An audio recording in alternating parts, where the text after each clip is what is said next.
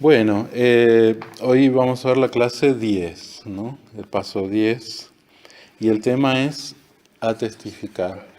En la clase anterior vimos, obviamente, el paso 9, que era, ¿el tema cuál era? Mi iglesia. La iglesia.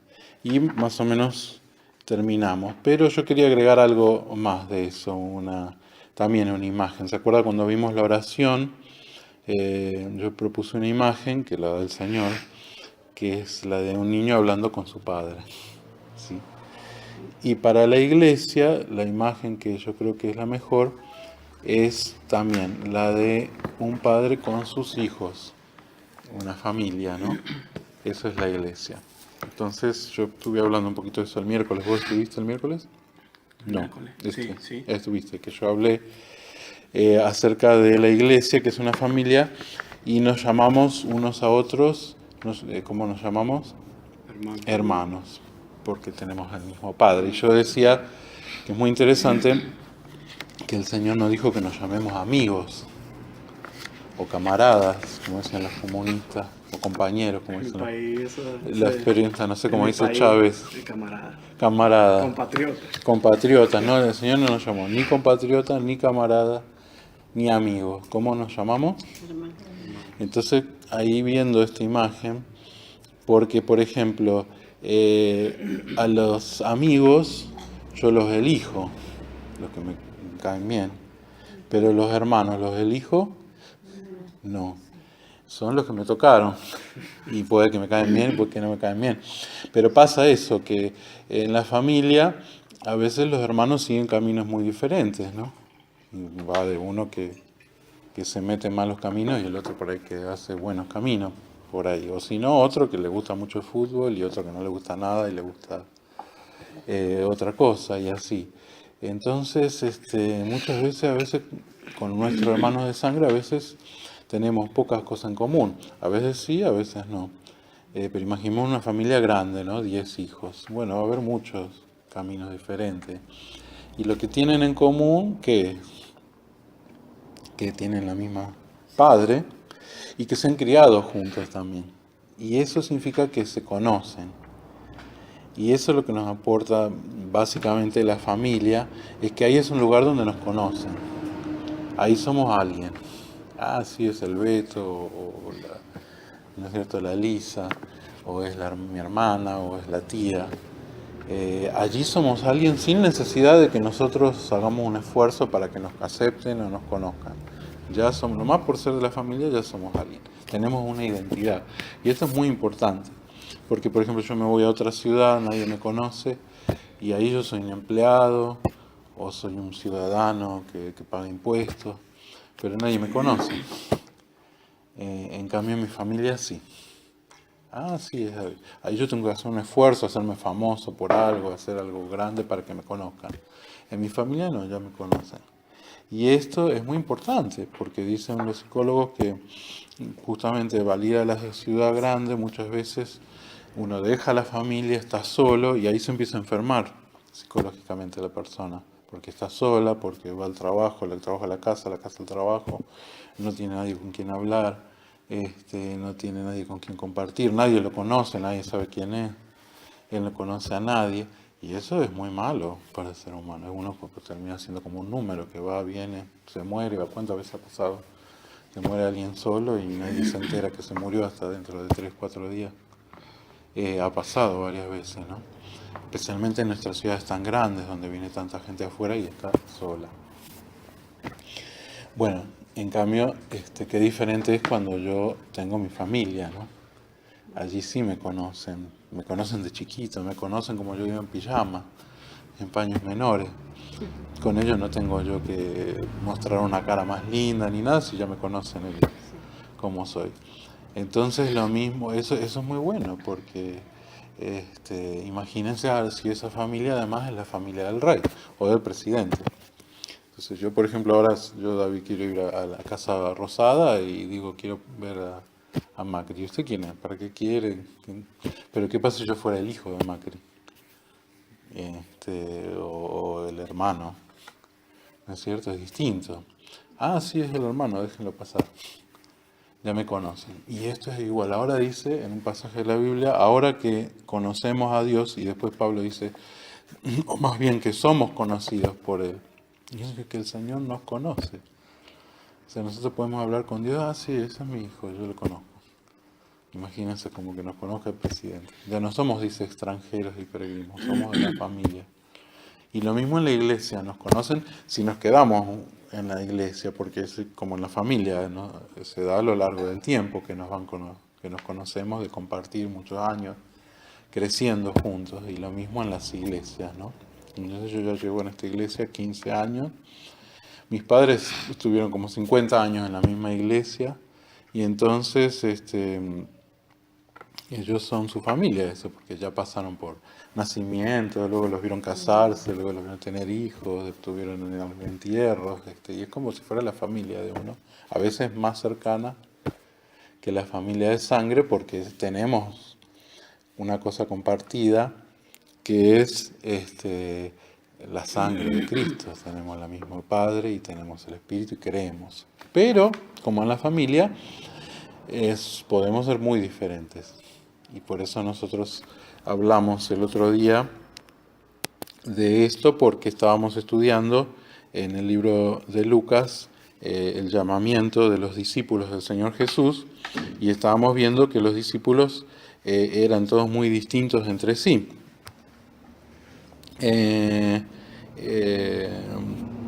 Los discípulos, ahí nos da la lista, ¿no? Bueno, no la vamos a leer, son los nombres.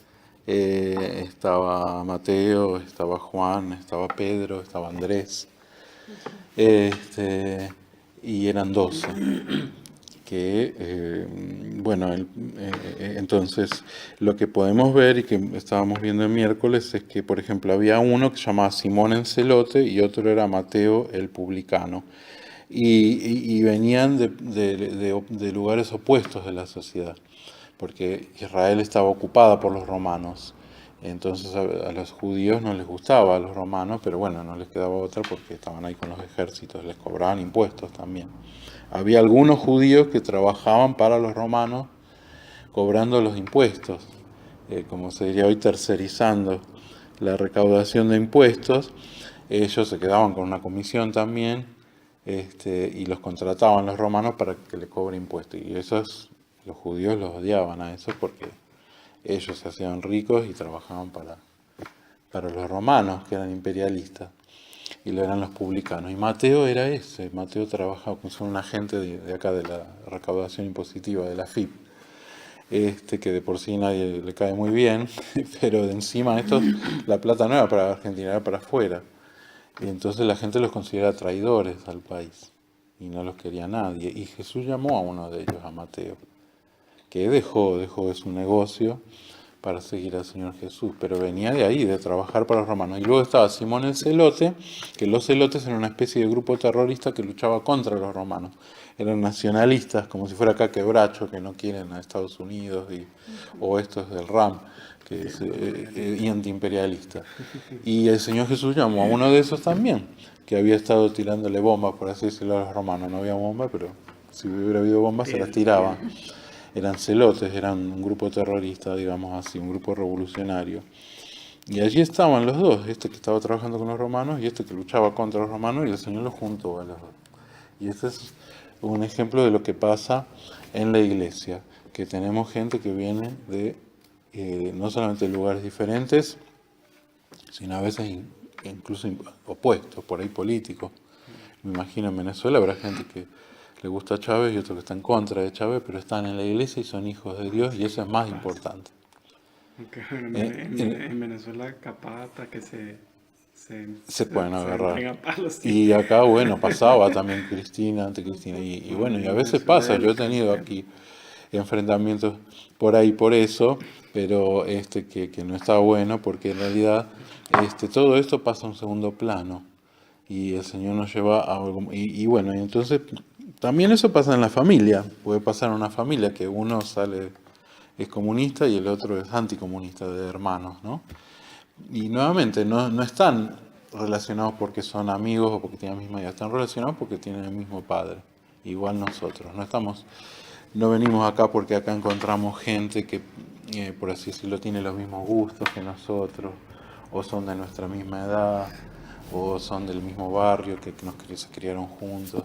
No, por ahí venimos de países diferentes, de culturas diferentes, de edades diferentes, y acá estamos todos juntos. Y por ahí no tenemos algo para compartir así a nivel humano, por lo menos. A veces pasa, así que por ahí me encuentro con alguien que es de mi mismo país o de mi misma ciudad, y bueno, pero para mí, o que tiene mis mismos gustos, pero no estamos acá porque encontramos eso, sino que estamos acá porque somos hermanos y tenemos el mismo Padre, y nuestra relación tiene que ser primero con el Señor, porque si no tenemos esa relación con el Señor, vamos a la iglesia y nos vamos a encontrar gente que por ahí nosotros no nos juntaríamos porque piensan diferente, así. La única razón que nos juntamos es porque tenemos en común al Señor y lo amamos a Él, a nuestro Padre, que nos trajo de distintos caminos. Y entonces, bueno, tenemos que ir cambiando, madurando. Y una de las cosas que aprendemos en la iglesia es apreciar a gente que piensa diferente de nosotros, gente que por ahí yo nunca me hubiera juntado, porque si fuera por mí voy a un club, como donde van todos los que les gusta, lo que me gusta a mí, por ejemplo, me gusta la pintura, cosas así, o un club de ajedrez donde a todos les gusta ajedrez, ¿no es cierto?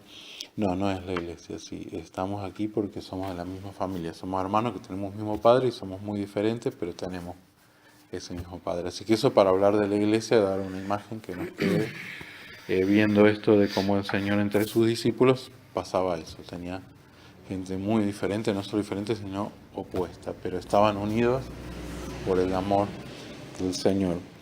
Así que bueno, eso respecto a la iglesia. Ahora sí podemos pasar a la clase 10, que muchos ya contestaron las preguntas. Y entonces es acerca de testificar.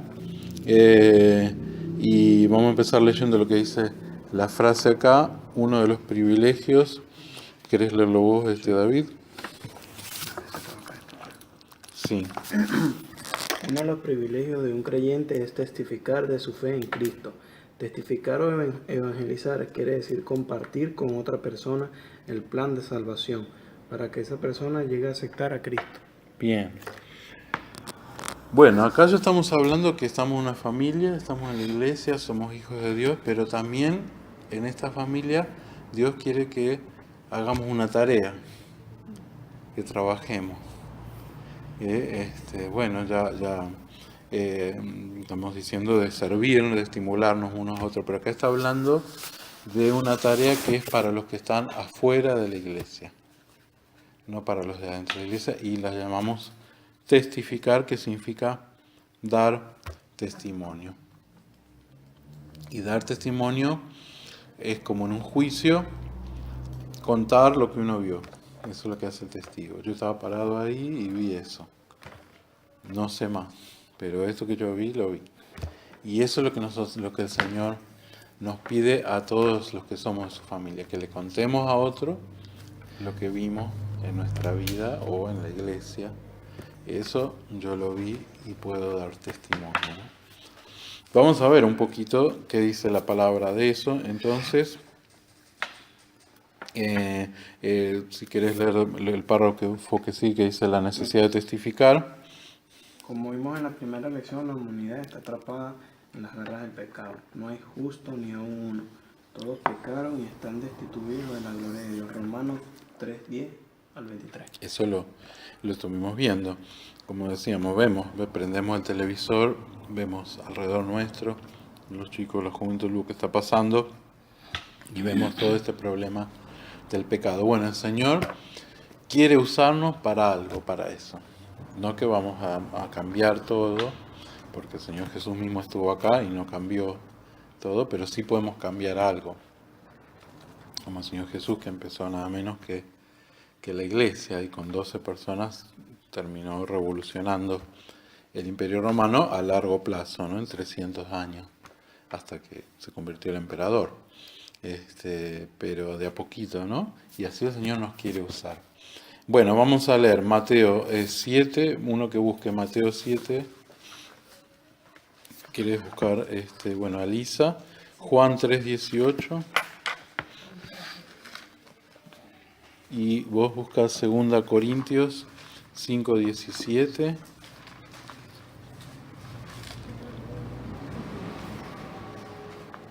Bien. Bueno. Segunda Corintios, ¿cuánto es? 5:17.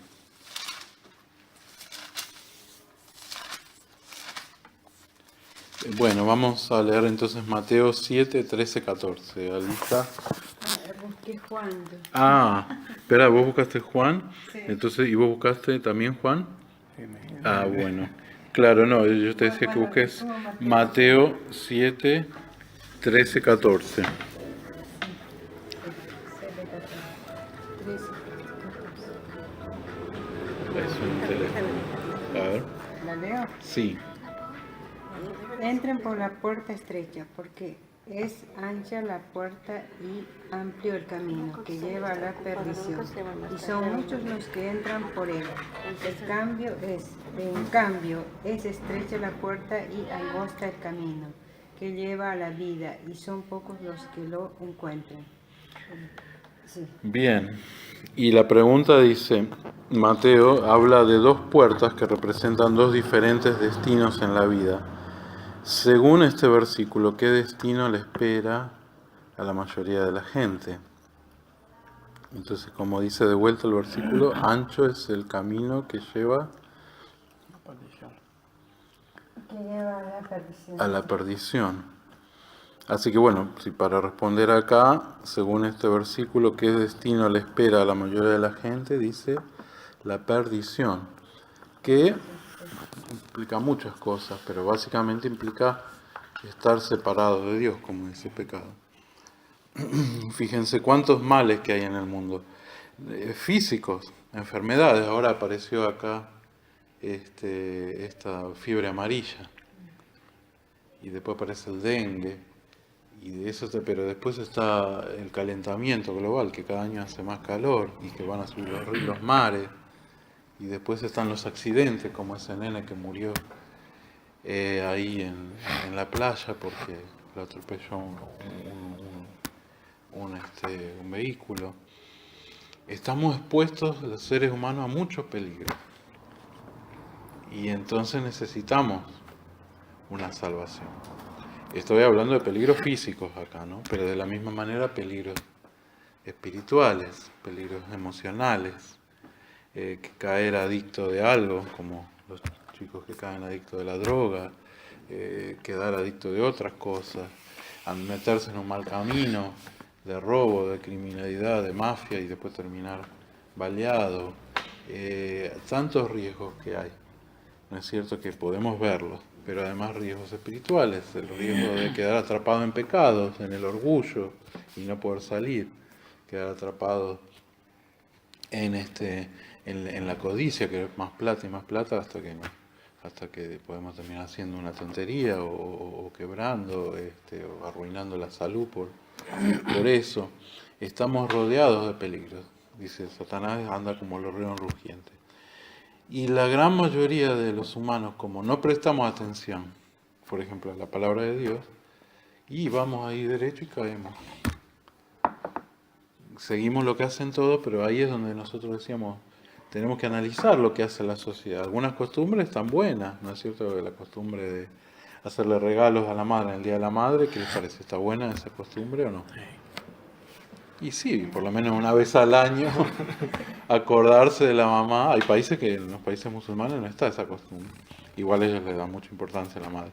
Pero por lo menos aquí, esa costumbre es buena, pero la costumbre, por ejemplo, de a las niñas chiquitas vestirlas como si fueran modelos, con polleritas cortas y pintarle la boca y todo como si tuvieran, y así todo con escote, ya acostumbrándolas de niñas a que ellas tienen que ser modelos y vestirse de manera sugerente, atractiva. Por lo menos yo he escuchado a gente y a mí me parece que es muy malo a los niños enseñarle esa costumbre, además del gastadero de plata, porque le hacen gastar a los padres comprar ropas especiales, zapatos especiales, y la niña ya quiere y pide.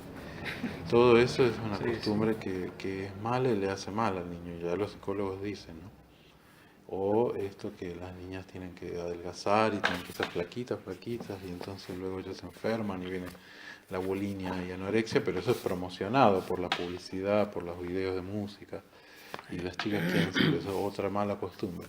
Entonces, esto es lo que acá nos está diciendo. El mundo va en un camino ancho, siguiendo lo que hace de todo el mundo, el rebaño, y sin darse cuenta se está dañando a sí mismo, psicológicamente, físicamente, espiritualmente. ¿Y qué pasa después cuando muere?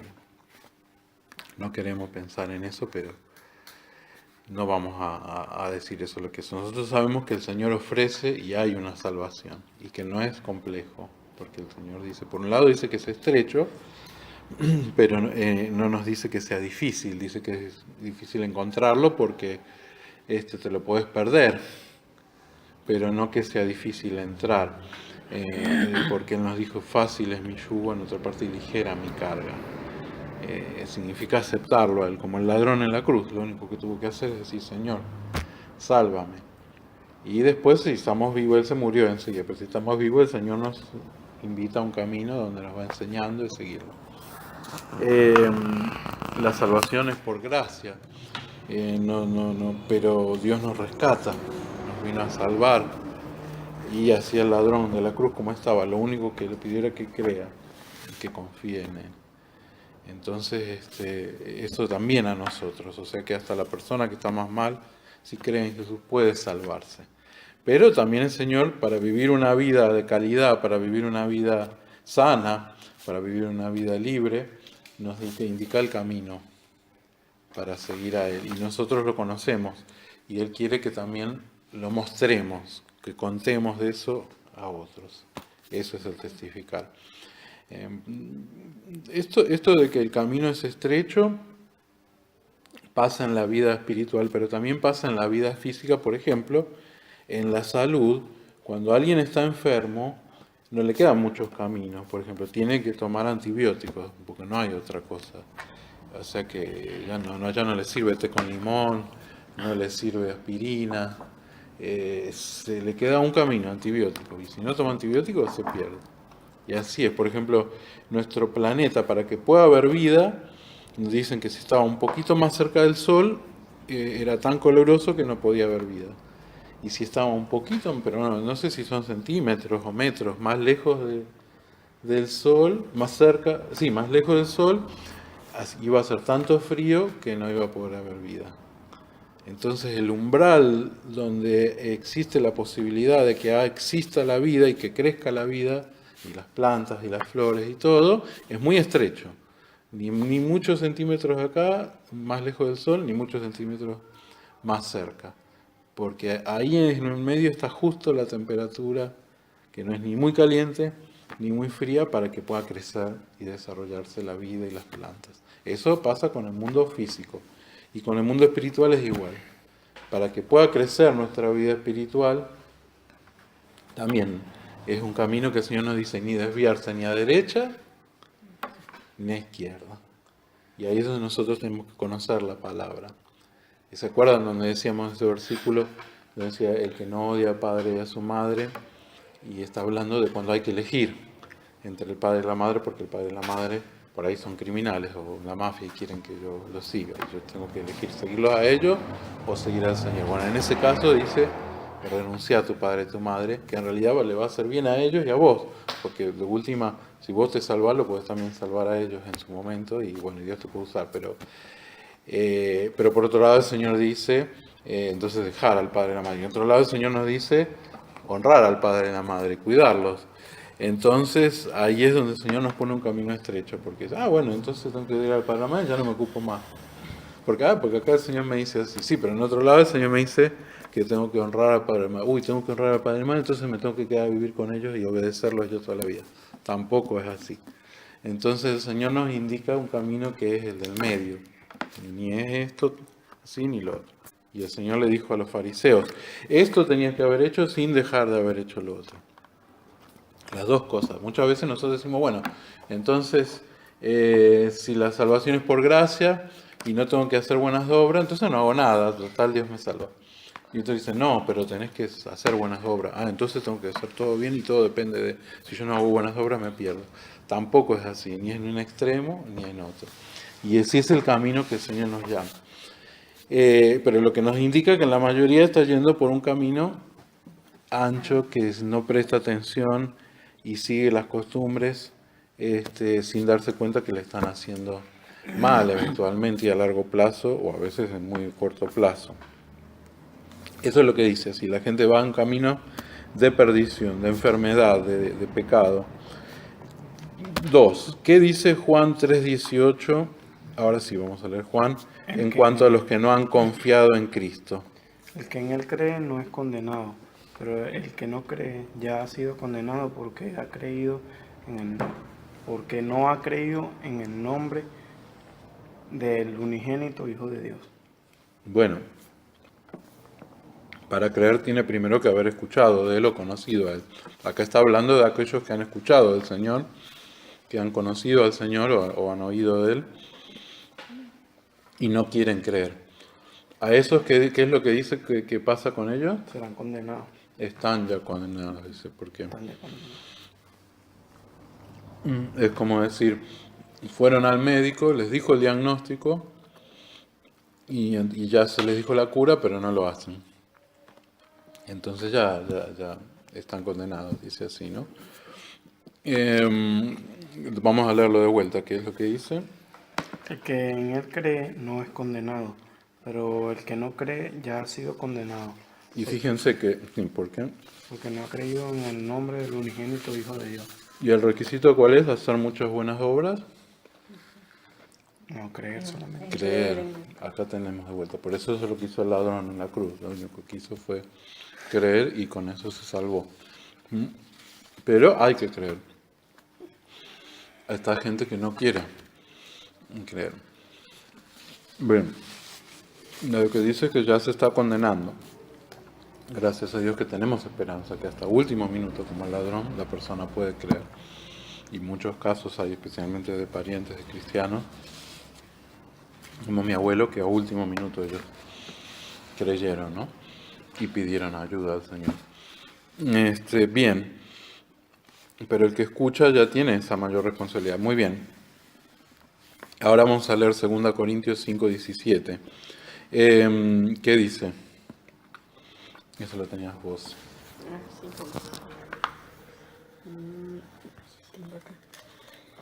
De modo que si alguno está en Cristo, nueva criatura es. Las cosas viejas pasaron, he aquí, todas son hechas nuevas. Bien. 2 Corintios 5:17. Sí. Sí. En contraste, el que cree no es condenado y es una nueva criatura. Claro.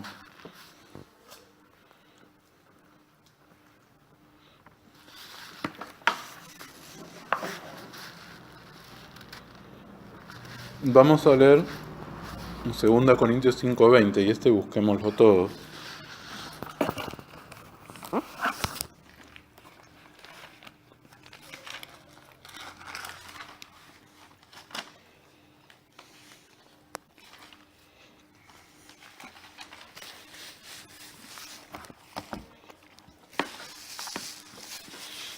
Vamos a leer entonces, vamos a leer desde el versículo 18. ¿Quieres leerlo, David? Sí, aquí lo tengo. Sí. 18. Sí. Y todo esto proviene de Dios, que nos reconcilió consigo mismo por Cristo y nos dio el ministerio de la reconciliación. Que Dios estaba en Cristo reconciliando consigo el mundo, no tomándoles en cuenta a los hombres sus pecados, y nos encargó a nosotros la palabra de la reconciliación. Así que somos embajadores en nombre de Cristo, como si Dios rogase por medio de nosotros. Os rogamos en nombre de Cristo, reconciliados con Dios. Bien. Fijémonos, ¿cómo nos llama el Señor a nosotros? Acá son embajadores. nosotros vemos todo lo que está pasando a nuestro alrededor, ¿no? Y nos angustiamos, vemos a nuestros vecinos, a los jóvenes que siguen malos caminos. ¿Qué es lo que nos dice el Señor? ¿Tenemos que ser espectadores nada más y resignarnos a mirar y no poder hacer nada? Nos dice que no, que nos da un trabajo a nosotros como familia, nos da el trabajo de ser embajadores. El embajador justamente entre dos países va para hacer una buena relación. Y acá dice reconciliarse con Dios, ¿no? Lo vamos a leer en otra versión. Vos tenés también la Reina Valera. Sí. ¿Y querés leerlo vos, Alisa? Sí. Estamos en 2 Corintios 5, 18 al 20. 17, sí, o 18 al 20, sí. Todo viene de Dios que nos ha reconciliado consigo mismo por medio de Cristo y nos ha confiado el ministerio de la reconciliación, porque era Dios el que reconciliaba consigo al mundo en Cristo, no teniendo en cuenta los pecados de los hombres, y confiándonos el mensaje de la reconciliación. Somos pues embajadores de Cristo y es como si Dios mismo los exhortara por medio de nosotros. En nombre de Cristo les suplicamos que se dejen reconciliar con Dios. Entonces dice la pregunta como embajador, ¿cuál es la misión que Dios le ha encomendado? Según somos embajadores, ¿cuál es nuestra tarea entonces? Reconciliar al mundo e invitar a la gente a reconciliarse con Dios, como si dijéramos, les rogamos, los invitamos, les pedimos. Nosotros no podemos hacer que ellos se reconcilien, pero sí los podemos invitar, le podemos contar lo que nosotros pasó y Dios le encomendó una misión especial nombrándolo su embajador. Ahí va 2 veces lo dice, confiándonos el ministerio, dice. Ministerio significa eso, una tarea, un servicio. O sea que Dios, en vez de hacerlo Él, nos da a nosotros y nos pide a nosotros que hagamos esta tarea. Esto es muy interesante. Hay un pasaje de la Biblia que dice que no se lo confió a los ángeles, porque hay ángeles, pero ellos no tienen esta tarea, nos la confió a nosotros. Dios se hizo hombre, estuvo una vez aquí, fue Jesús, vivió 30 años, como todos los hombres vivimos una vez, y después de eso morimos. Él resucitó como el pero ya no está como hombre. ¿Quién está aquí? Somos nosotros. Y nosotros somos sus representantes, sus embajadores. ¿Se imaginan eso? Es como digo, pero en realidad esto no es tan raro, por así decirlo, porque, por ejemplo, si uno viene de otro país, por ejemplo, yo era de Pakistán, era de Argentina, vivía en Pakistán, la gente sabía que yo era de Argentina, y cuando la gente me veía a mí, veía cómo era Argentina, porque no conocían Argentina. Y entonces, si yo me hubiera portado muy mal y hubiera hecho desastres allá y venía borracho, yo estaba siendo representante de Argentina. Y así, si venimos a otro país, también. Y porque luego la gente dice, no, estos argentinos son todos así, porque vieron a uno que era así, o 2 o 3 que son así. Entonces, simplemente nosotros, al ser de otro lado, aunque no nos dediquemos a eso, estamos siendo representantes. Lo mismo pasa con una familia. Pongámosle que yo soy de la familia de Macri. Soy un hermano de Macri y hijo del mismo padre. Bueno, pues cuando la gente me ve, yo estoy representando a mi familia. Y si yo hago una cosa mala, voy a quedar mal en mi familia también. O sea que nosotros en realidad siempre estamos representando, aunque no querramos, a nuestras familias, a nuestros países, a nuestras provincias, si venimos de otro lado. Estamos representando muchas veces a otro. Y esto es lo que nos dice acá. Esta familia que somos nosotros, estamos representando. Pero el Señor quiere que hagamos esta tarea consciente, que nosotros podemos ser representantes de Él. Él nos da esta tarea y esta confianza. Imagínense. Vamos a leer Mateo 5, 14 al 16. Y hasta el 15, 15, 16. De ahí tenemos 3 preguntas. Entonces, la misión que Dios nos ha encomendado es reconciliarnos y ayudar a reconciliar a otros.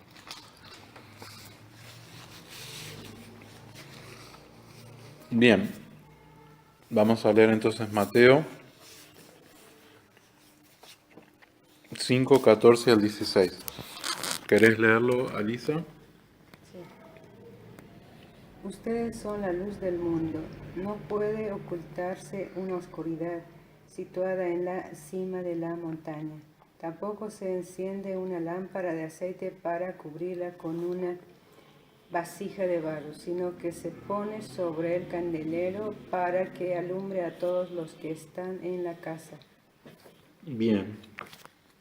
Entonces, en la pregunta 5 dice, le lea a Mateo, además de embajador, Cristo le llama, ¿cómo? ¿Cómo nos llama? Vosotros sois, La luz del mundo. nos llama la luz del mundo. Así que si querés poner acá, ¿cómo nos llama? Es Mateo 5, 14. Imagínense, nos dice que nosotros, claro, porque nosotros al estar por este camino donde el Señor nos va curando, nos va sanando, enseñando cómo es la vida, nos va dando esa confianza, esa seguridad, nos va dando amor, nos va dando paciencia, etc. Claro, nos vamos a empezar a distinguir de los otros, aún sin querer. Y los otros nos van a ver y van a notar en nosotros algo diferente. Y eso es lo que el Señor pretendía con sus seguidores. Y así pasó desde hace 2000 años, que al hacer la Iglesia cosas distintas al mundo, fue cambiando de a poco la sociedad. Por ejemplo, esto empezó en la época romana, donde, ¿se acuerdan? Había esos juegos de gladiadores en el circo, donde se peleaban y se mataban entre ellos. Era como ir a un estadio, pero en vez de ver o a un partido de box, una pelea de box, en vez de ver a dos tipos peleando con los puños, no, con cuchillos, hasta que uno de los dos quedaba todo muerto y tajado y sangrando y muerto ahí. Y esa era la diversión. No solo eso, llevaban animales para que se coman a personas ahí, y esa era la diversión. Imagínense, ahora ya no está más eso. ¿Y cómo es que no está más eso? ¿Por qué? ¿Cuándo paró? Y fue la Iglesia, porque en la Iglesia la gente lo seguía haciendo, pero los cristianos decían, no, esa costumbre nosotros no. Entonces muchos dejaron.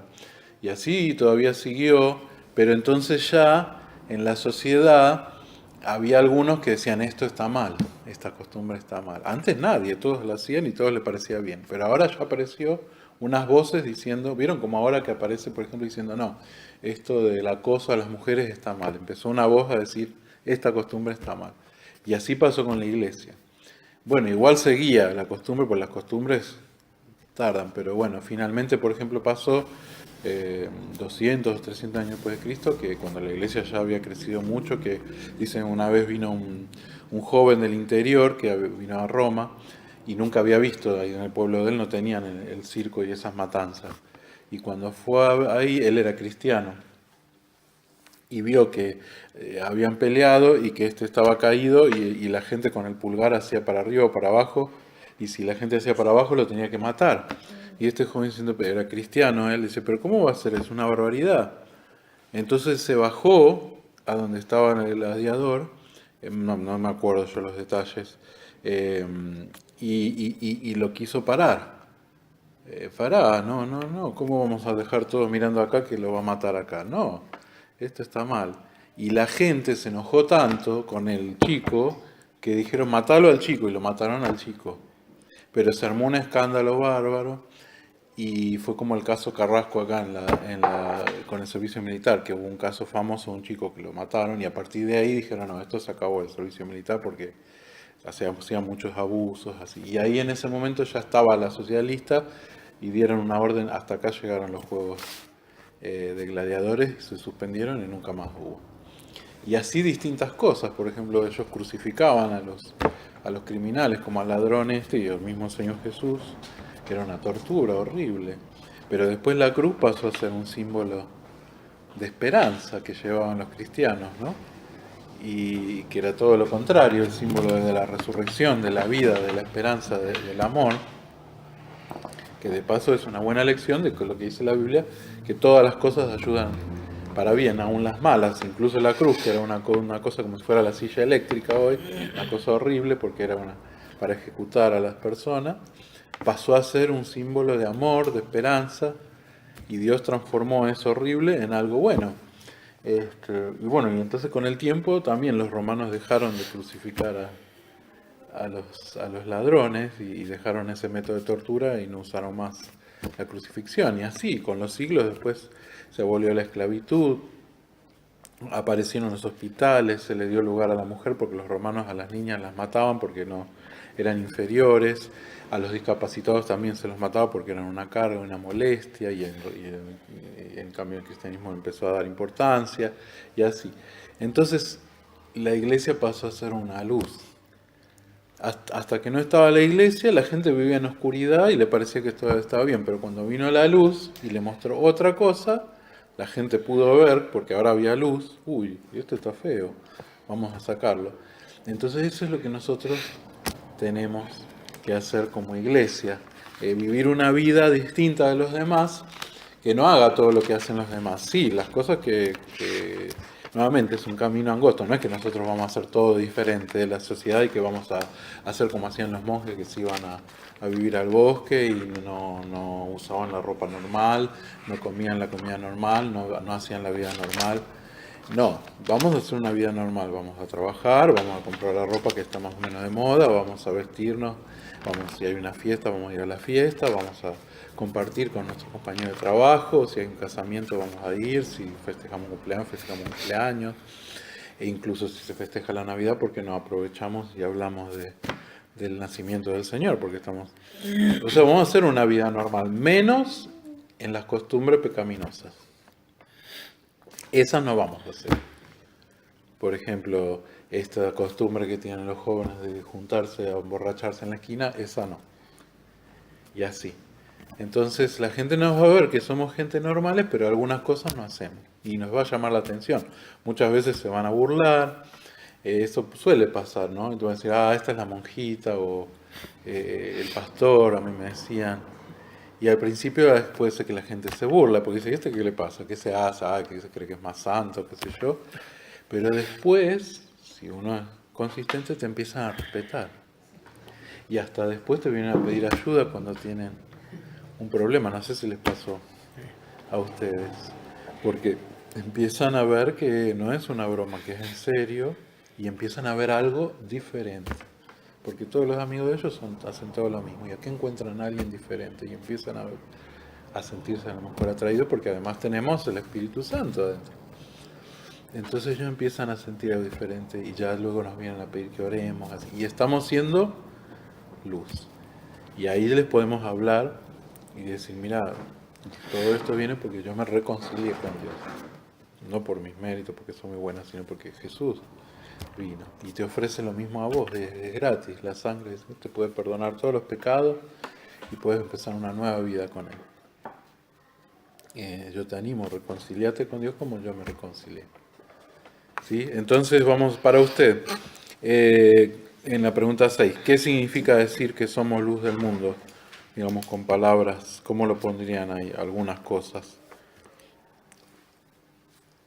Una vida normal. Una vida normal. No hacer las cosas pecaminosas. Menos en las cosas pecaminosas. Está muy bueno eso. Eso es una definición. Asimismo hizo el Señor Jesús. Él exteriormente era normal. La ropa de él no usaba una ropa especial, ni tenía una casa, un palacio especial, a pesar de que era el Hijo de Dios, un príncipe, el rey, ¿no? Ni tenía un carruaje de oro, ni nada. Él andaba a pie, como andaban todos, más vale tirando para abajo en lo económico, que hasta la gente lo veía y decía, ¿y este quién es? ¿Es el carpintero? Especialmente los vecinos, ¿no? Pero era distinto interiormente. Él no hacía, por ejemplo, lo que hacían los judíos, esto de que no se podía caminar 2 pasos el sábado, porque eso no estaba en la Biblia. Eso era una cosa muy mala que arruinaba a la gente, ¿no? La esclavizaba. Eso el Señor no lo hizo, sino que era libre. Incluso el sábado, si hacía falta sanar a alguien, lo sanaba, ¿no? Porque era más importante eso que el descanso de un sábado, que se podía descansar al sábado siguiente. Bien, entonces el 7, al inverso, ¿qué significa poner la luz debajo de un cajón? Porque en el versículo 15, ¿qué dice? Lo vamos a leer de vuelta. Mateo, estamos en Mateo 5:15. ¿Quieres leerlo vos, David? Se enciende una luz y se pone debajo de un almud, sino sobre el candelero, y alumbra a todos los que están en casa. Bien, almud es un cajón. Ya hace poco tuvimos cortes nosotros de luz y sí, unas veces usamos una vela, después tenía una luz de emergencia o linterna y descubrí esto, que si la ponía en la mesa, por ejemplo, tenía luz, ¿no? O si la ponía en un estante, pero cuanto más arriba la ponía, más luz había. ¿Lo vieron eso ustedes? Y ahí me acordé de esto. Claro, en la época del Señor Jesús no había electricidad, era todo eran velas o lámparas con una mecha, ¿no? Entonces se ve que ellos sabían eso, que para que haya luz tenés que poner la lámpara arriba para que dé luz a toda la pieza y no solamente a un pedacito. Acá dice que entonces que si uno enciende una luz no la pone debajo de un cajón, de una caja de madera o lo que fuera, o de barro, como teníamos, porque entonces no sirve para nada. Entonces esto nos está diciendo eso, que nosotros tenemos una luz y no puede estar guardada, tenemos que mostrarla, ¿no? ¿Cómo le vamos a leer de vuelta, por favor, el 15? Y se enciende una luz y se pone debajo de un almud, sino sobre el candelero, y alumbra a todos los que están en casa. ¿Y puedes leer lo siguiente? Así alumbre vuestra luz delante de los hombres, para que vean vuestras buenas obras y glorifiquen a vuestro Padre que está en los cielos. Ahí está. O sea que nosotros, en el lugar que trabajamos, sobre todo, a lo mejor nuestros vecinos, nos tienen que conocer por eso, que ayudamos, ¿no? Vivimos en una sociedad que durante ya 1000 años conoce el cristianismo, ha oído, y está esta idea de que hay que hacer buenas obras. Entonces mucha gente que no conoce a Cristo hace cosas buenas por los vecinos y así, gracias a Dios, ¿no? Por lo menos un poco. En ese sentido, a lo mejor nosotros no nos vamos a destacar porque hay otros que también hacen cosas buenas, sin conocer la Biblia, pero sí conocen indirectamente porque han ido al catecismo o tienen una instrucción, o sus padres o sus abuelos le dijeron, porque vivimos en sociedades que tienen un trasfondo cristiano. Entonces, a lo largo de 1000 años, estas ideas del Señor se han ido permeando. Por ejemplo, a los discapacitados, hoy todo el mundo sabe que hay que ayudarlos. Pero esto vino de la Biblia, porque yo mismo, en los países musulmanes donde vivía, por ejemplo en Pakistán, ahora, porque ellos ven cómo hacemos nosotros, ellos los ayudan, pero tradicionalmente los discapacitados se creían que eran una maldición de Dios. Entonces a muchos niños se los mataba, si eran discapacitados se veían porque eran como malditos, más si era niña. Y segundo, que se los pensaba que como tenían una maldición de Dios no servían para nada. Y por ejemplo, si era ciego, a veces le enseñaban de memoria el Corán para que recite y la gente le dé limosna. Pero la idea era que los discapacitados tienen que vivir así, de la limosna, y no servían para nada. Ahora no, se sabe que pueden desarrollarse, etcétera, etcétera. Pero eso vino del cristianismo porque el Señor Jesús se acercó a los discapacitados y no los despreció y los mandó, sino que al revés, se acercó al leproso, le puso la mano, lo tocó, que nadie tocaba a los leprosos, el Señor lo tocó, y así de los discípulos del Señor, los primeros hospitales que hubo, los primeros hospitales para ciegos, los primeros hogares para leprosos, todo eso siempre fueron los cristianos los que lo hicieron, los misioneros, también los monjas y los curas han hecho esto. No solo para los de su propia cultura, su familia, sino de otras culturas, para los de China, así. Y ahí dieron un ejemplo. Y entonces, todavía cuando yo nací no existían las ONGs y todas estas organizaciones de solidaria. Ahora sí, pero todo eso lo hacían antes las monjas, los curas y las iglesias, los misioneros, como mi hermana que fue misionera adventista en África. Y entonces, bueno, en este sentido, nuestra sociedad ya tiene esto de hacer buenas obras. Salvo en algunas cosas, como por ejemplo el amor a los enemigos. Por supuesto que tenga estas ideas no quiere decir que lo haga, ¿no? Muchas veces están en teoría, pero en la oficina no todos ayudan a los demás. en la oficina, en la fábrica o en donde uno trabaje. Al revés, muchas veces la gente se le tira en contra al otro, ¿no? Hay muchos rencores, resentimientos, mala onda. Si tiene buena onda, lo ayudo. Si tiene mala onda, a veces puede ser. No, el Señor nos manda a hacer el bien a todos, incluso si tienen mala onda con nosotros, también a nuestros enemigos. Y ese es uno de los testimonios más grandes que podemos dar. Cuando tenemos la oportunidad de hacer un bien para alguien, un compañero de trabajo, por ejemplo, que tiene mala onda con nosotros, pero un día tiene una necesidad y ahí nosotros aprovechamos y lo ayudamos. Y eso es un testimonio tremendo de derrota a Satanás, que quiere que la gente esté enfrentada, y libera este poder de Dios del amor. Entonces, al inverso, ¿qué significa poner la luz debajo de un cajón y que no alumbre? En nuestro caso, ¿cómo sería que eso pasa? Claro, guardarnos, o sea, no hacer cosas buenas, no hablar con nadie.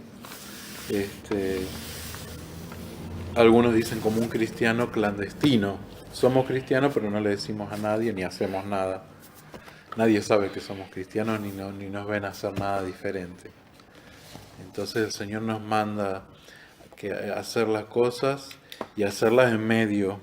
Entonces, bueno, vamos a dar vuelta a la página, que tenemos la pregunta 8, nos queda la 8 y la 9, y ya terminamos. Después vienen unas sugerencias. ¿Qué tanto brilla su luz? Esto es para contestar cada uno. Entendiendo que usted es luz del mundo, marque con una X las afirmaciones que describen mejor su vida. Antes de decir esto, vamos a hablar algo que habíamos dicho, de que Dios da dones a cada uno, o sea, habilidades especiales. Hay creyentes que tienen el don, dice, a unos hizo evangelistas, a otros maestros. Los evangelistas son aquellos que tienen el don natural del evangelismo, que significa hablar con otros. Y como tienen ese don natural, a ellos les sale solo y les gusta y están todo el tiempo haciéndolo. No siempre pasa, a lo mejor alguno de ustedes aquí tiene ese don y no lo sabe, hay que descubrirlo, pero si es así, vas a ver que naturalmente te gusta hablar con otros, naturalmente querés compartir con otros. En otros casos, otras personas tienen otros dones y les cuesta más hablar con otros, ¿sí? Pero sí pueden hacer cosas que otros vean, ¿no? O de otra forma, quizás. Entonces, vamos a cada uno marque, y yo también, cada uno marque con una X lo que sea. Me gusta hablar de Cristo porque Él me ha cambiado. ¿Sí o no lo marco? Bueno, si no, no lo marco. Sí, se marca. Bien, cada uno va a ser diferente, cada uno. A veces brillo, pero a veces mi luz está tapada u opacada. ¿Es así o no? Si es así, lo marco. Si no, no. No sé cómo testificar de Cristo. Si es así, lo marco. Y si no, no lo marco. Me da cierta vergüenza hablar de Cristo. Y hasta ahora mi luz ha brillado muy poco.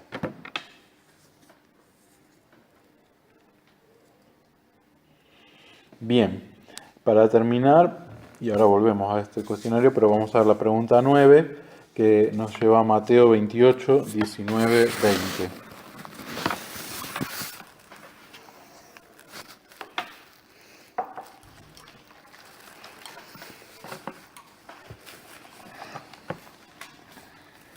Es los últimos versículos de Mateo, cuando el Señor ya iba a subir al cielo después de la resurrección.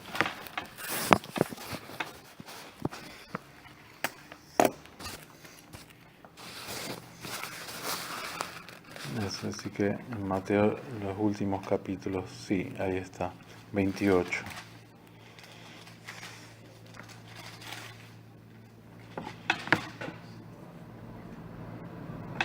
Bien, entonces,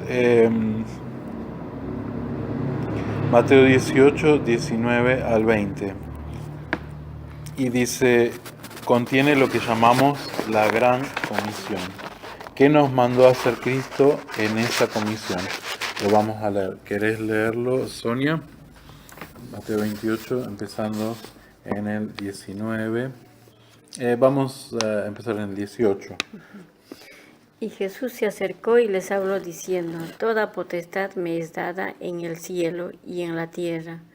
Por tanto, id y haced discípulos a todas las naciones, bautizándolos en el nombre del Padre, y del Hijo, y del Espíritu Santo, ¿Y qué más? enseñándoles que guarden todas las cosas que os he mandado. Y he aquí, estoy con vosotros todos los días hasta el fin del mundo. Amén. Bien, y ahí termina el Evangelio de Mateo. Las últimas palabras del Señor Jesús. ¿De qué les habló? Les habló de que tenían que ahorrar, les habló de que tenían que perdonar a los enemigos. ¿Cuál fue la última orden que les dio? Y discípulos. Porque gracias a eso es que nosotros conocimos esto. Entonces, porque hubo discípulos que vinieron hasta Argentina, imagínense, esto empezó en Israel, que queda muy lejos, pero llegó hasta acá y llegó a otros lados. Y eso porque hubo hermanos que obedecieron eso. Porque dice, hace discípulos, dice, a el barrio, dice, a todas las naciones, dice. O sea que puede ser acá, en otro lado. No todos vamos a ir a otro lado, pero muchos sí. Bautizándolos en el nombre del Padre, y del Hijo y del Espíritu Santo, y enseñándoles que guarden todas las cosas que os he mandado, y aquí yo estoy con vosotros. Entonces, fíjense, nos dio este trabajo. Todos nosotros tenemos esta tarea. La vamos a hacer de distintas maneras. Algunos van a ir, otros nos vamos a quedar. Algunos vamos a hablar desde el púlpito, otros vamos a hablar personalmente. Algunos vamos a hablar, otros vamos a repartir folletos, pero todos tenemos en esta familia, todos tenemos esta tarea. Tenemos que ser luz, y no solamente que los otros vean, sino que si aceptan, también es nuestra tarea bautizarlos, es decir, que se congreguen y enseñarles también. Todos nosotros los que estamos acá, no digo ya ahora o mañana, pero eventualmente todos los hijos de nuestro Señor, el Hijo de Dios maduro, va a madurar y va a desarrollarse para poder enseñar a otros y poder... Pero otra cosa, es lo mismo que pasa en la vida normal, por ejemplo, Perdón, chicas, ¿alguien me cierra? Sí. Chao, te digo, chao. En la vida pasa igual porque, por ejemplo, todos aprendemos a cocinar, ¿no es cierto? Cuando somos chicos nuestra mamá nos enseña a barrer, a coser, después aprendemos. Y después tenemos hijos y les tenemos que enseñar lo mismo a ellos. Y esto es igual, ¿se acuerdan que hacemos una familia? Bueno, llegamos a esta familia, aprendemos a servir, aprendemos a conocer a nuestro Padre, cómo son los sistemas, qué le gusta a Él, qué no le gusta. Ya sabemos que Él quiere que perdonemos a los enemigos, no le gusta que nos quedemos resentidos, etc. Vamos aprendiendo a conocerlo a Él y luego podemos transmitirle eso a otros también, ya sea en una clase, ya sea a nuestro compañero de trabajo, si acepta a Cristo, le podemos compartir, lo podemos hacer en forma así organizada y ordenada, con un material, con un libro, o lo podemos hacer así como lo hacemos con nuestros hijos diariamente. Entonces, el Señor nos dejó esta tarea de reproducirnos como la familia y tener hijos espirituales y también enseñarles. Y es hermoso poder hacer eso, transmitir a otros. O sea que todo esto bueno que estamos aprendiendo de la vida y las cosas que son buenas y son malas y las que nos hacen bien o mal, no es solamente para nosotros, sino para que lo podamos transmitir a otros. Y el Señor nos va a ayudar, porque termina diciendo, yo estoy con ustedes todos los días. No dijo, váyanse y yo me quedo acá y ustedes vayan por allá. Él viene con nosotros todos los días hasta el fin del mundo para ayudarnos en esta tarea. Y Él tiene toda autoridad. Entonces, al hacer esta tarea, no estamos solos. Da para hacer toda una clase más, que es esto que dice acá, sugerencias prácticas para testificar. Entonces, para contestar la pregunta, ¿qué nos mandó a hacer Cristo en esa comisión? En la gran comisión en 28, ¿qué es lo que el Señor nos mandó? A ser discípulos.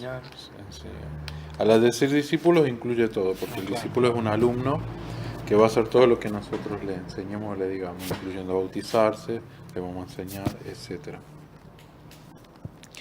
Pero como sabemos, el Señor puso una iglesia, en la iglesia puso un orden, dice a unos puso pastores, a otros maestros, a otros evangelistas, a otros diáconos, que son los que sirven, lo hacemos en equipo también, no es que lo hacemos solo. Bien, para terminar tenemos esta sección, pero vamos de vuelta a la 8, a lo que marcaron. ¿Quién marcó el casillero? No sé cómo testificar de Cristo. ¿Alguien marcó ese casillero? Yo no marqué. ¿Tú no sabes? Bueno, acá. Quiero hablarles, pero no. Pero no te me da cierta vergüenza hablar de Cristo ¿y vos? No me da miedo, sino Yo no sé saber cómo. No saber cómo, o sea, no ¿Cómo sé cómo testificar? testificar de Cristo. Bien. ¿Y tú? La penúltima. Me da cierta vergüenza hablar de Cristo. Bien. ¿Y vos? Bueno, lo estás haciendo con ella. Ajá. Bueno, es así. A mí me cuesta hablar, por ejemplo, con alguien. Me resulta fácil hablar, vieron que hablo mucho yo, pero tiene que darse. Claro. Si se da en la conversación, si surge de manera natural, porque nos ponemos a hablar, por ejemplo, del clima, ¿sí? Y de repente surge, hay una oportunidad, ahí yo arranco. Pero así venir a alguien de la calle, agarrarlo y sentarlo y decirle, hay gente que sí puede hacer eso, pero a mí me cuesta mucho. Me cuesta forzar, o sea que yo sería mal médico, por ejemplo, o mal vendedor. Y sí, yo una vez trabajé de vendedor y me costó muchísimo y no era buen vendedor. Hay gente que no, que es vendedora, que es un talento, pero después esa misma gente puede usarlo para predicar. Y sabe cómo enganchar a la gente y le habla. Entonces son cuestión de dones eso. Por eso digo que el Señor da dones y algunos tienen esa capacidad que les sale solo. Bueno, aquí por lo visto no tenemos esta capacidad natural. Pero no hay problema porque como primero se puede aprender, y acá dice sugerencias prácticas de todo este triángulo que está acá. Pero para terminar, vamos a verlas rápidamente. Y vamos a ver algunas de las cosas que dice acá. Así que vamos a ir leyendo cada uno. La número 1. Permitir a Cristo cambiar su vida. Recuerde que sus palabras valdrán poco si su comportamiento no lo respalda. Claro, vamos a leer Mateo 5, 16. Otro que vaya buscando el libro de Hebreos. ¿Quieres buscar Hebreos? Y otro que vaya buscando Juan 16. Hebreos 4:12. ¿Vos buscas Mateo? Sí. Sí. 5:16. Sí, y espera, Hebreos 4:12, Juan 16:8. Está después de Corintios, está más para el final que para el principio, pero antes de Pedro. Sí, por aquí, mira, aquí está. Ahí, Hebreos 4, aquí, capítulo 4, versículo 12. Bien, vamos a leer Mateo 5:16. Así alumbre vuestra luz delante de los hombres para que vean vuestras buenas obras y glorifiquen a vuestro Padre que está en los cielos. Ahí lo acabamos de leer. Entonces, una manera de testificar que sin hablar es con nuestras acciones, y eso es válido y es muy importante, como les digo, ya lo estuvimos diciendo. Al ver los otros, ya eso es una manera de testificar, ser luz, ¿no es cierto? Que el Señor lo dice ahí. No dice sean luz parándose y hablando a una multitud como en una campaña, en un estadio. No, dice haciendo que vean vuestras buenas obras. Así que esa es una manera de testificar.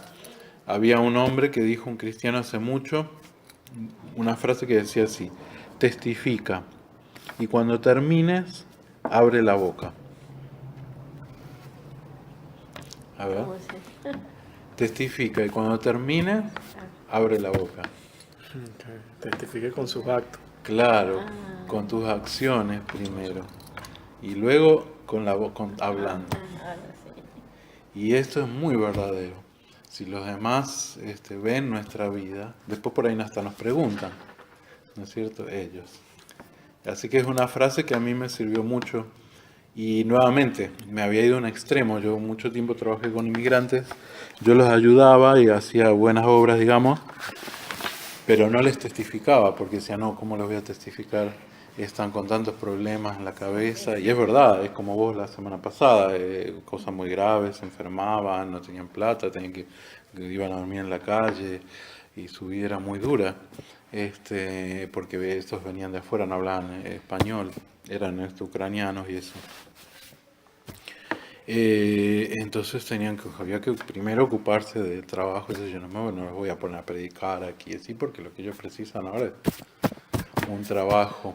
Y fui una vez a una iglesia que los ayudaba, católica, ucraniana, aquí en Floresta, y hablé con el cura y le digo, mira, yo tengo unos folletos, y él me dijo, no, acá lo que hace falta es comida, algo así me dijo. Uy, me quedé. Entonces, después con el tiempo, esta gente, gracias a Dios, conoció al Señor, pero yo no fui el que les hablé, otro les predicó. Y cuando el nivel les predicó, se convirtieron. Y yo no les había predicado en 3, 4, 5 años. Pero el corazón de ellos ya estaba preparado. Porque sí, yo los ayudaba, pero por ejemplo, cuando les ayudaba, por lo menos les decía, mira, esto lo hacemos en el nombre del Señor Jesús. O oraba con ellos, o puedo orar, y oraban. Entonces ellos sabían que yo era cristiano. Y luego veían las acciones. Y vieron milagros, porque el Señor hizo milagros de que no había casa y apareció una casa, no había, aparecía trabajo, varias veces pasó así. Entonces ellos, digamos, yo estaba haciendo una luz y dando testimonio, sin pararme a predicarles ni a abrir la Biblia. Ellos sabían que yo era cristiano y vieron cómo Dios hizo y que Dios está vivo y que actúa. Y eso ya estaban preparados. Entonces 4 o 5 años después, que ya estaban más tranquilos la cosa, ellos querían. Y una vez quisieron ellos venir a la iglesia, yo, ¿por qué van a venir a la iglesia? No van a entender nada y se van a aburrir porque hablan de la epístola de los hebreos, ellos no saben nada. No, les recontra engancharon, se bautizaron, unos 4 de ellos aquí en esta iglesia. Ahora ellos se fueron para otros países. Y yo vi como, y al tener contacto con la palabra, su vida empezó a cambiar. Por ejemplo, había una señora que incluso ella había dicho que había aceptado a Cristo, pero yo nunca la había predicado. Y en su casa tenía estampitas y santos, así le ponía vela. Y también iba a la iglesia ortodoxa de ella rusa y le prendía velas ahí. Y yo nunca le había predicado, le había ayudado, ¿no?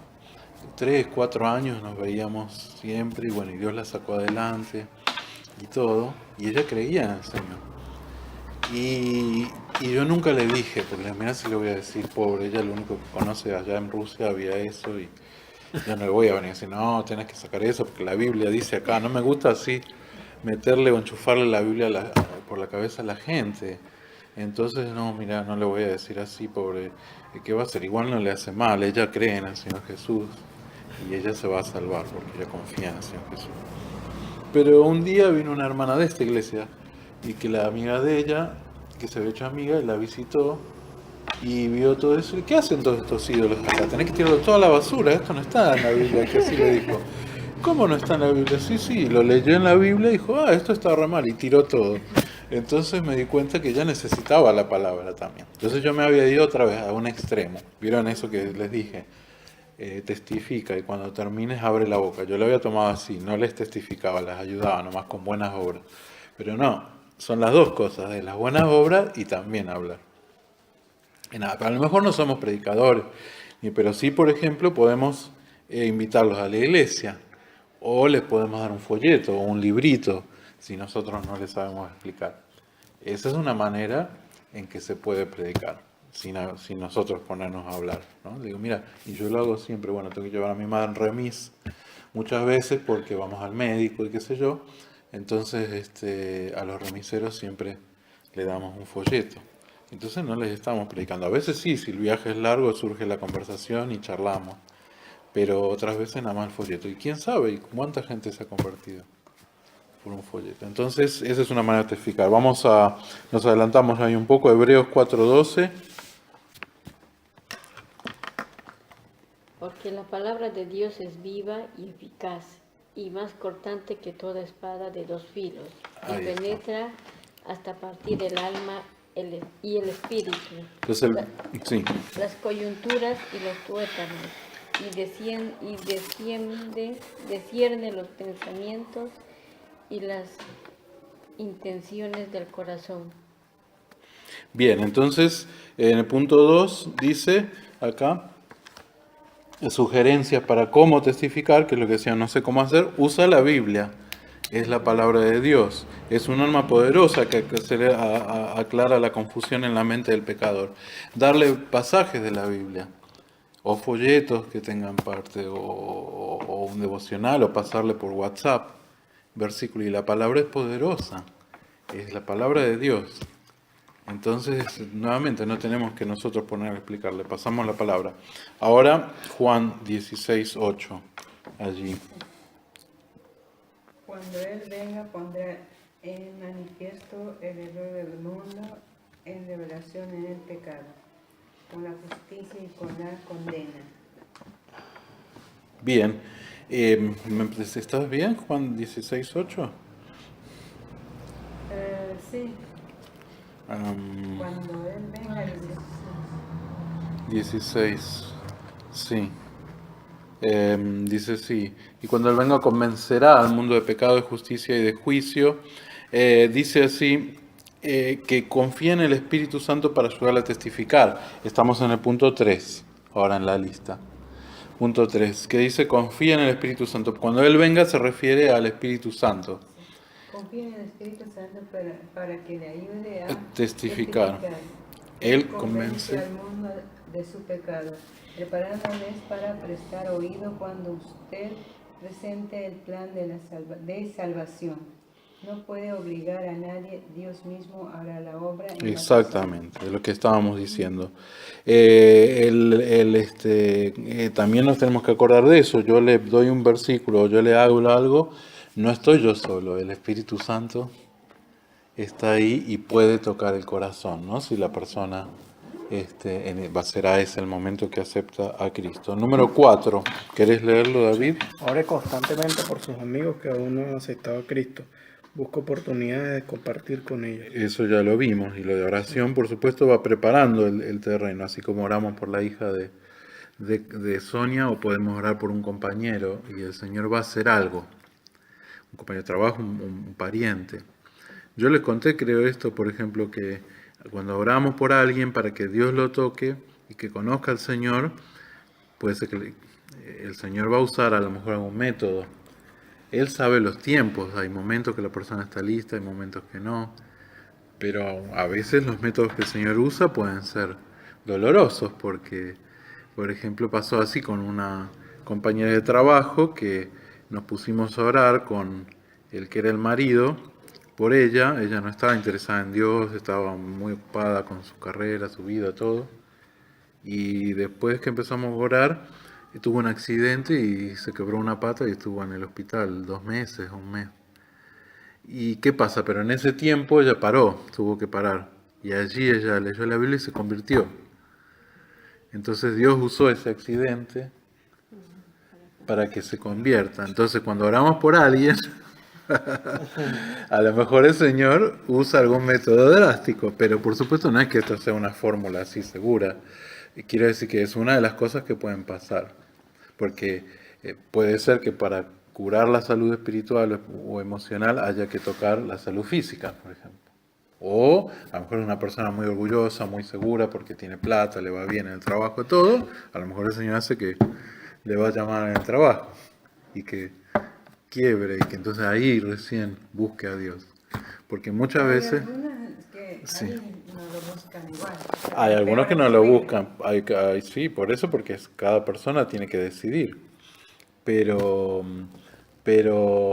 generalmente cuando estamos orando por alguien, ¿no?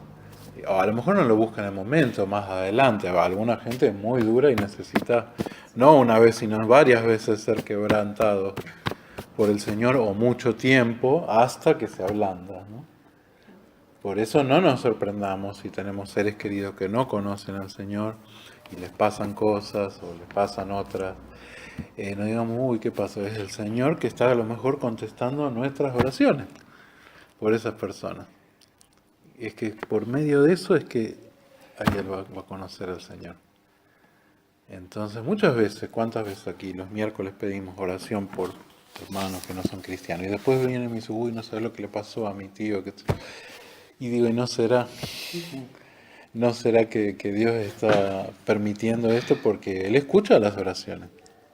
Entonces ya tenemos que saber. Eso no es una fórmula que nosotros vamos por alguien y se quiebra una pata, no es así. Por el contrario, Dios puede bendecir a alguien, Dios puede, es decir, Dios tiene 1000 métodos y cada persona es diferente y Él sabe los momentos. Hay momentos de la vida que la persona no está lista y en otros momentos sí, entonces tenemos que tener paciencia. A lo mejor pueden pasar 20 años pero el Señor, no, lo que le pedimos Él lo hace. Él no puede obligar a la persona, no puede meterse en la cabeza y retorcerle la cabeza así y decirle ahora vas a ser cristiano. No, porque tiene que salir de Él.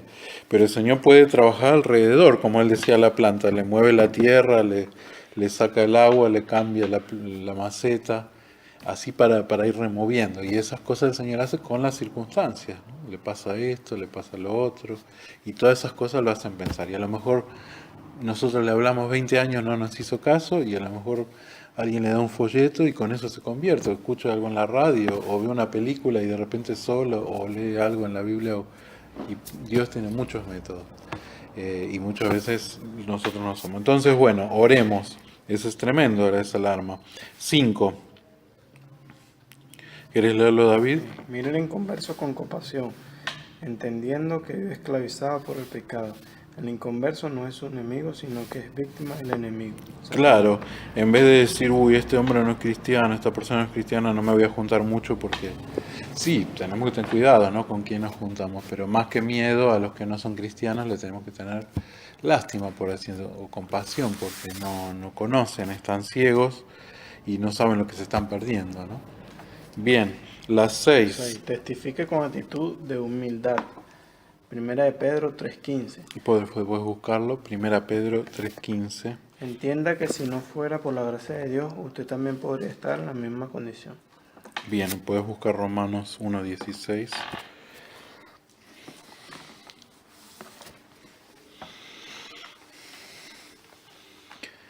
¿Tenés? Primera Pedro 3:15.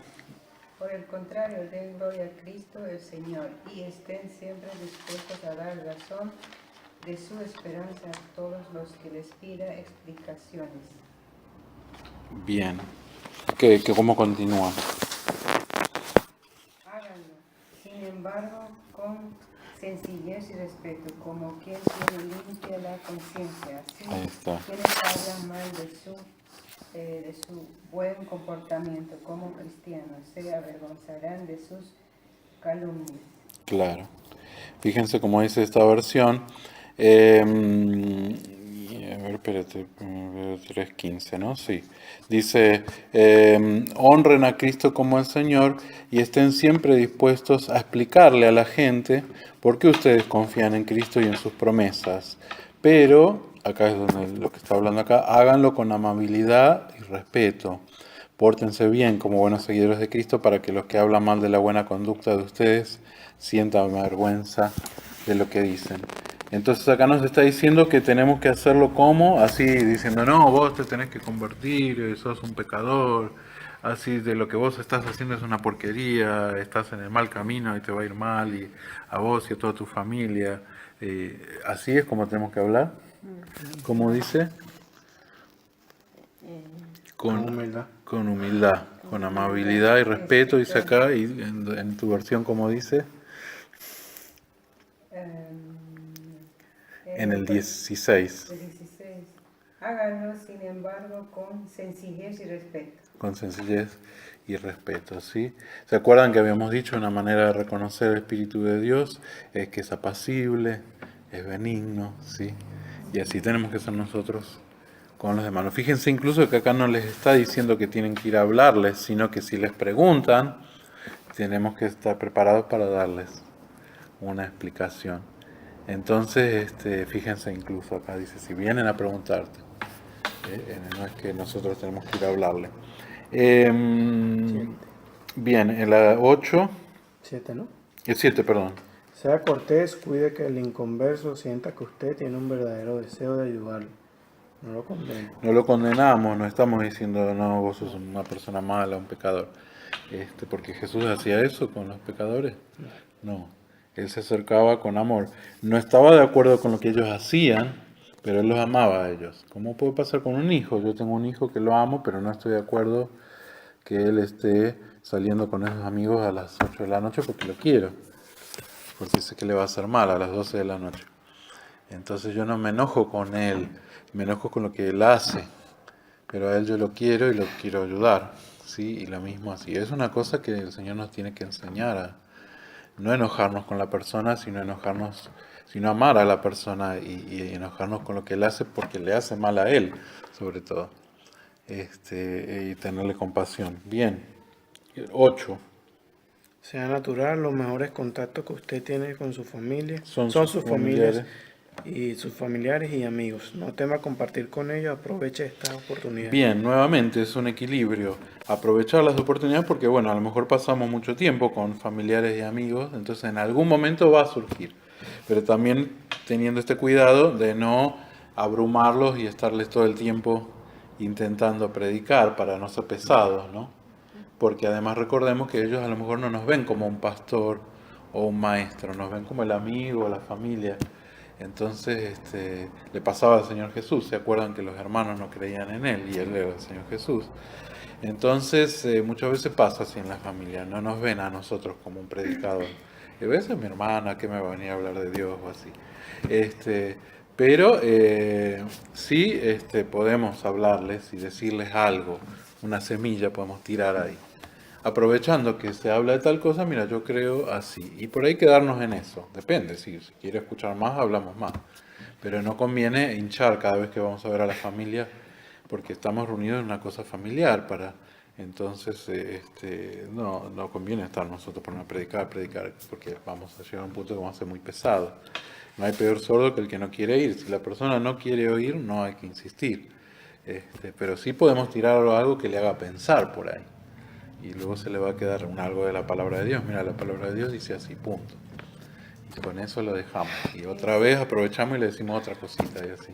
Los testigos de Jehová cuando van a visitar, como que alguna gente dice, demasiado. Qué pesado, claro. Pero bueno, es muy bueno eso que ellos quieren cumplir esto, pero también se vuelve esto pesado. Eso dice la gente. Sí, ahora, por otro lado, tiene razón, porque también en un momento Pablo dice predicando a tiempo y fuera de tiempo. Sí, hay un momento para hablar, como dice acá, pero también si es una emergencia y la persona necesita, a veces podemos insistir, ¿no? Por ejemplo, si tiene una peritonitis y no está yendo al hospital, no, tenés que ir, nosotros no la podemos obligar, pero sí podemos decir, no, mira, esto es importante. Así que el Señor nos va a guiar, está con nosotros, nos va a decir, mira, ahora hay que insistirle porque si no va a dar un mal paso así. O si no, ahora déjalo, después le hablas y así. La 9. Consiga buenos tratados y comience a repartirlos. Pregunte a su pastor cómo conseguirlo. Claro, tratados o folletos que están escritos para esto, presentando un pequeño mensaje. Y ustedes conocen o ya han visto, ¿verdad? Aquí tenemos y podemos llegar a conseguir. En mi casa tenemos siempre una cantidad que conseguimos de diferentes lados para repartir así alguna vez. Y número 10. Sea valiente, aunque no todos acepten su mensaje. Recuerde que usted es portador de las buenas nuevas que traen vida eterna. Romanos 1:16. Además, la mayoría de las personas son más abiertas de lo que parece. Claro.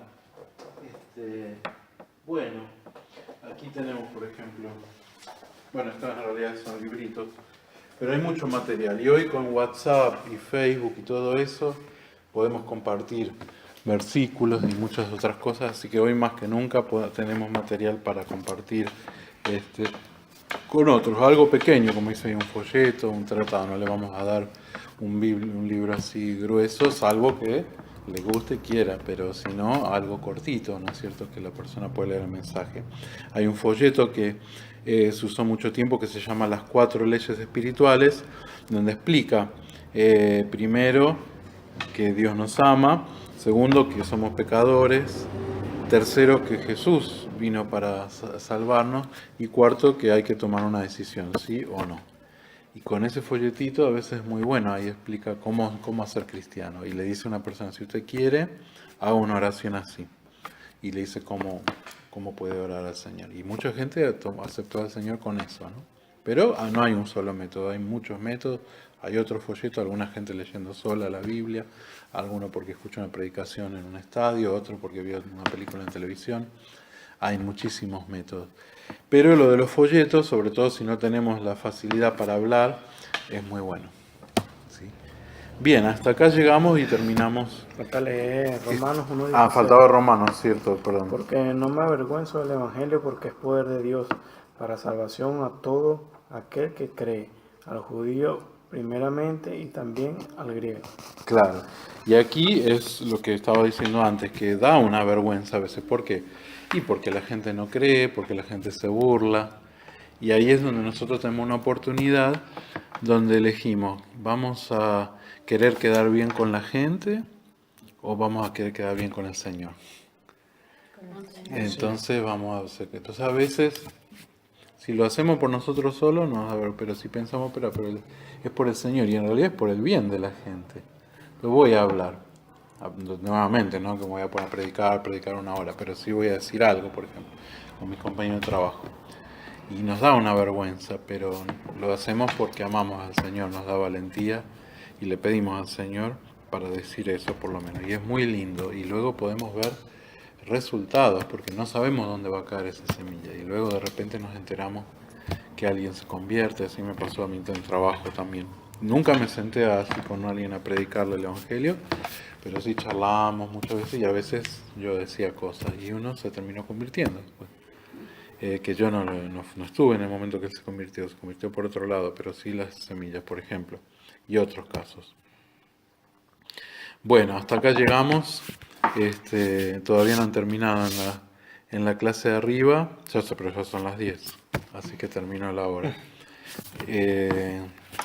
Y gracias a Dios, esto estuvo andando, así que lo tenemos grabado.